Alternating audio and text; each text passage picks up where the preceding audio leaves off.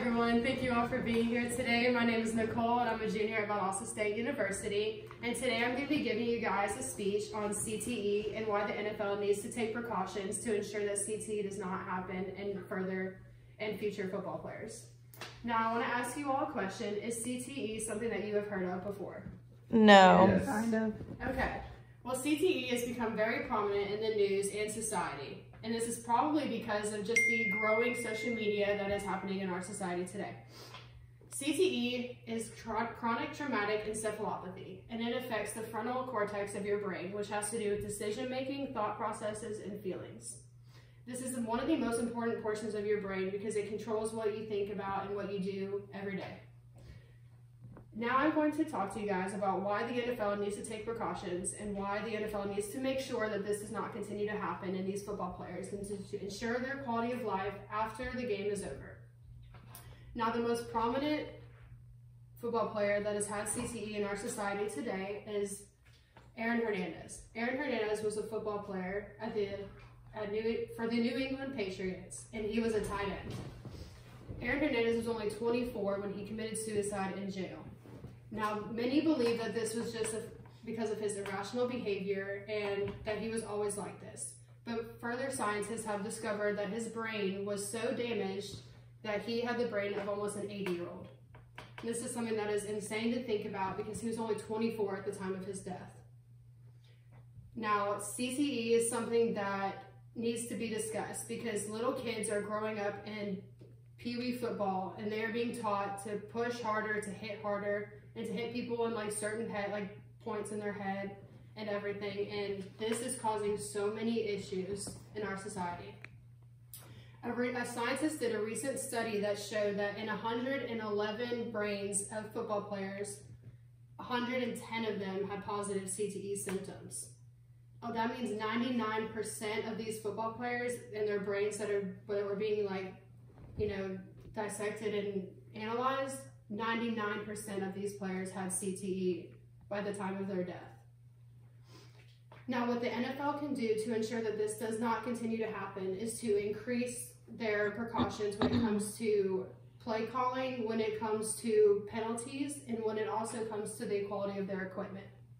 There is precautions in place when it comes to concussions, such as letting players sit out of play when their helmet falls off. And this is in college and in the NFL. However, it is very hard to tell when concussion symptoms happen, considering that many of the symptoms don't show up until hours or even days later. Many football players just sit around and say, I'm fine, coach, put me in the game, I'm fine, I swear I'm fine, but they're not. And this can continue to harm them before they even realize it.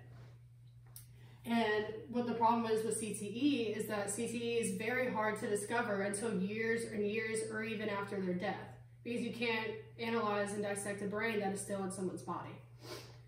And what the NFL needs to realize is that these players need to have a quality of life that is well beyond the game of football. And they need to ensure that these players will be healthy and have a happy quality of life after the game of football is over, because football is not everything and it will be over at some point in their lives.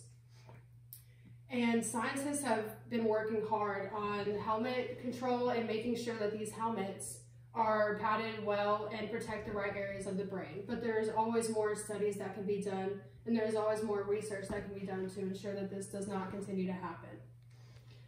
And going back to the plays, the NFL needs to take further precautions when it comes to making players sit out, testing them continuously, not trusting what they say, and actually doing testing on them to ensure that they're not lying and that they actually do have something going on and they need to sit out. And these players also need to realize what is happening to their brains, and they need to realize that life is more than just football, and it goes further than that. And the next thing I want to discuss is how parents can play a role in this as well. And that goes back to the Pee Wee football and to raising their kids to play football in a healthy and safe manner. Because they do not realize that when you teach them to hit hard at a young age, it can harm them and harm their life in the future. And I think that the most important takeaway of this is that the NFL, parents, and society as a whole just needs to understand what CTE CTE truly is and how it can be such a detrimental thing for society, for football players, for their families and their kids. So I want you guys to just think about if this was your son or your daughter even playing this game, would you want them to have damaged brains for the rest of their lives simply because they wanted to win that national championship, because they wanted to play in that important game, because they said that their head was fine and it wasn't because you didn't check? CTE needs to be something that people think about and need to be educated on, because it is something that is so important and goes beyond the game of football. And I think that is just something that it really needs to sit with you, and you really just need to think about that. And that goes back to the most important takeaway, which is that scientific study. 99% of the brains that they analyzed had CTE at all positions.